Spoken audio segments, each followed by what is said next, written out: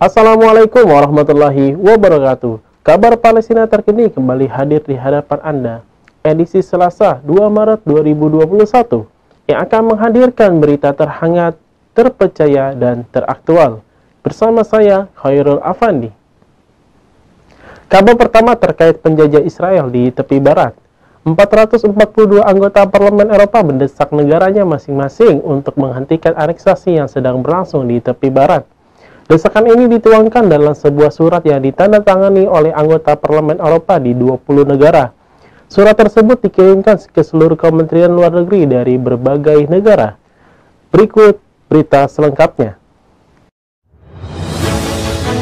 442 anggota Parlemen Eropa menyerukan negara mereka masing-masing agar memanfaatkan jabatan Joe Biden sebagai Presiden Amerika Serikat untuk menghentikan pembangunan permukiman Israel di wilayah Palestina.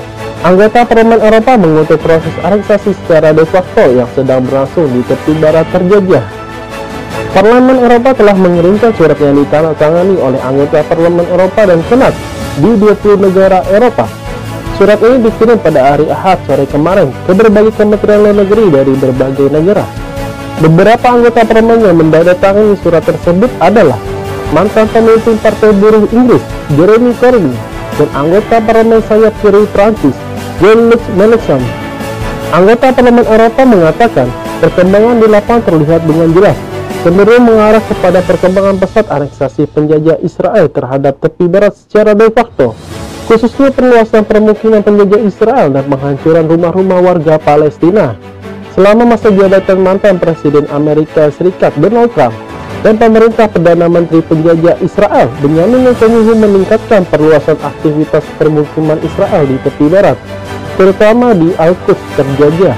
Dalam beberapa bulan terakhir masa jabatan Trump, Benyamin Netanyahu mengumumkan rencana pembangunan ribuan unit rumah baru di permukiman Israel.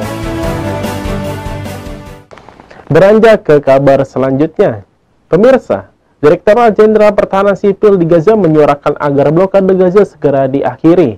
Mereka menilai blokade yang telah berlangsung selama 14 tahun telah membatasi pemberian pelayanan ke masyarakat Palestina di jalur Gaza.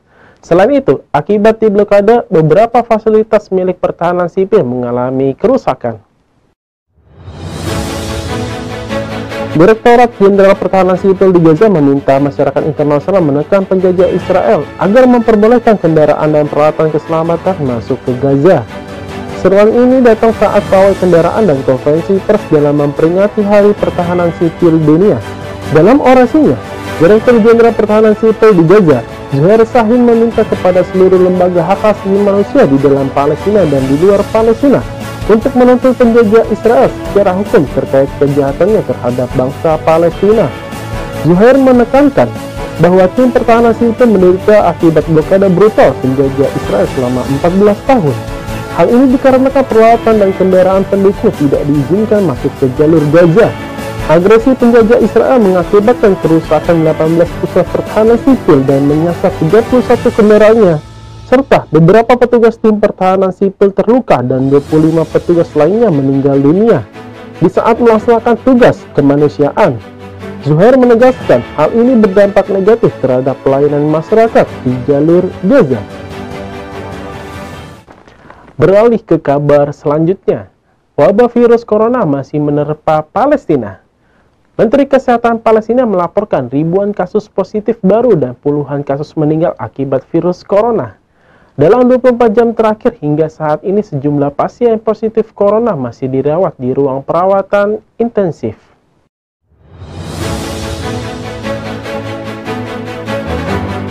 Menteri Kesehatan Palestina, Mai Al-Khaila, mengumumkan bahwa tercatat 24 kasus meninggal dunia dan 1.724 kasus positif virus corona baru di tepi barat dan jalur Gaza.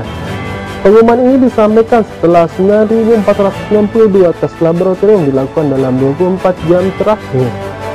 Dalam laporan harian kasus wabah virus corona di Palestina, Mai menjelaskan 2 kasus meninggal dunia di jalur Gaza dan 14 kasus meninggal dunia di tepi barat, dengan rincian 6 kasus di Khalil, 1 kasus di Bethlehem, 4 kasus di Ramallah dan Al-Bireh, 1 kasus di Jenin, 1 kasus di Nablus, 1 kasus di Salfit.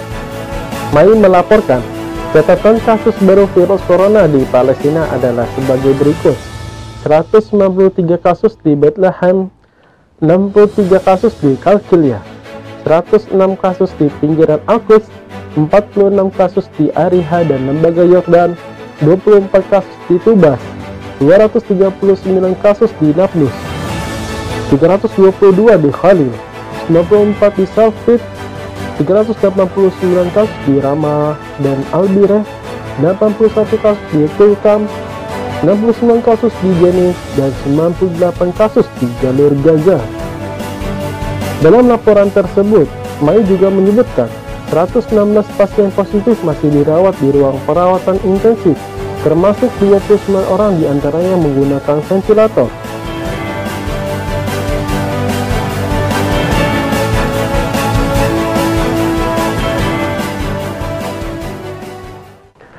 Kabar tadi menjadi kabar terakhir dalam program Kabar Palestina Terkini. Saya Khairul Afani, mewakili kru KNRP TV yang bertugas. Mohon undur diri. Wassalamualaikum warahmatullahi wabarakatuh.